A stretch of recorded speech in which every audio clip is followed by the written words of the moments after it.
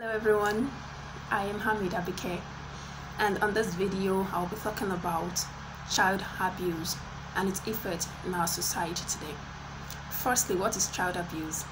Child abuse is cruelty on children, willful or unwillful infliction of pain and suffering on children, either sexually or emotionally.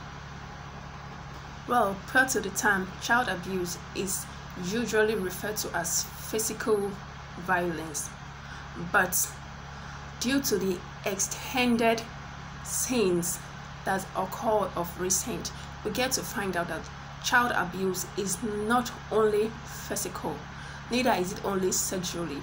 We have other reasons and cases to show for the fact that child abuse can be of inadequate parenting, can be of poor academic session on children, can be unjustifiable verbal abuse. It can be the reason not to furnish a proper shelter for children. It can as well be poor medical treatment and so on. Furtherly, it can actually be extended on the basis of some basis where children are denied some basic needs, rights and dues, whether from home, school, and the community they find themselves, their immediate environment, and even in the state at large. There are actually some abused consequences that are meted on children to be considered child abuse. One is lack of educational achievements. That's in the sense that education is an instrument of social, mental, and economical development, which focuses mainly on criteria of values and attitude toward development of individuals. Rel 1999 also find out that child maltreatment also inculcates and contributes to poor academic performance on children, because abused children tend to have less concentration span in class. Child abuse can actually derail a child's educational development. And secondly, we'll talk about poor parenting. Poor parenting in the sense that where if, for example, you get some parents, it's more like they are way too busy with work that they hardly have time or give time and attention and focus on their children.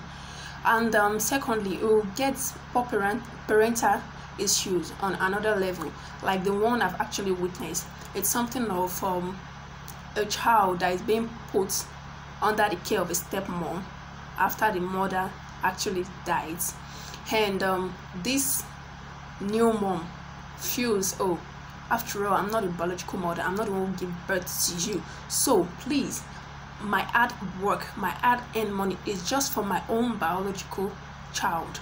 I've witnessed that. So part of those is poor parenting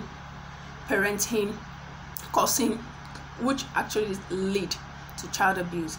In aspect of the father, secondly, you'll get to see some father feels okay, theirs is to work and put food on the table for the child, yes, but to an extent there are some certain and very, very compulsory roles, steps, things they ought to do for their children as well, which if they are neglecting, they are actually abusing the children.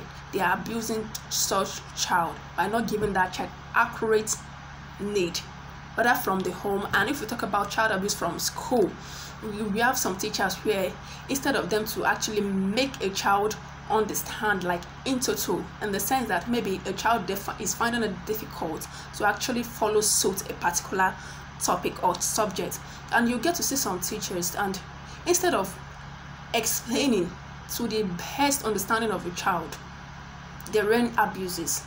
Abuses like, oh, you are such a dullard, you know, you're not intelligent, you're not even smart, you're backward, you know, those kind of, it's actually those words, those abusive words, those verbal words are abuse to a child.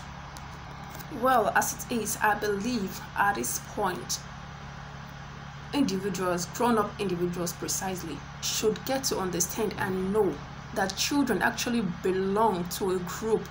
It's more like a defenseless group. So therefore, they are not exposed to the danger of hurtfulness they might get in our society. They are not capable to appreciate the danger they might face. And also, they as well not have no knowledge on the saying that the child's father is the man, which actually recognizes the fact that the quality of life